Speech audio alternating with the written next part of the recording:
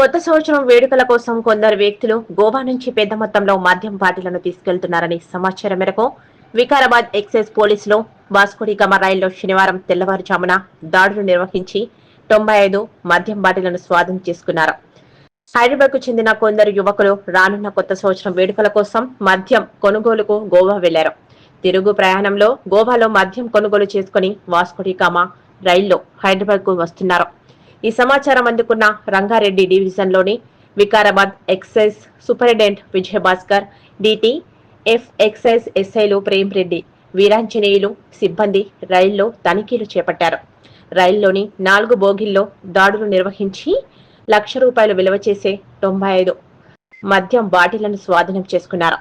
మద్యం బాటిళ్లను పట్టుకున్న వికారాబాద్ ఎక్సైజ్ పోలీసులను excise enforcement director VB Kamalasan Reddy, Rangareddy deputy commissioner P Dasharath అభినందించారు.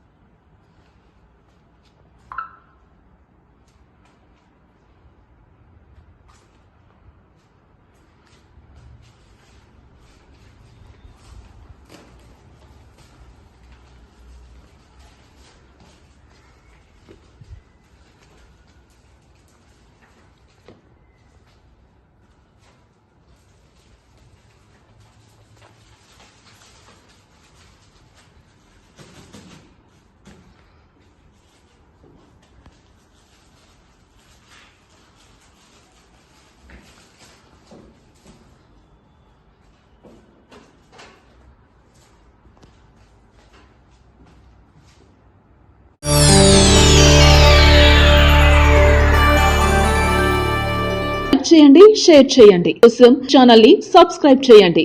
అలాగే ఇక్కడ ఉండే ఈ గంట సింబల్ ని క్లిక్ చేయండి.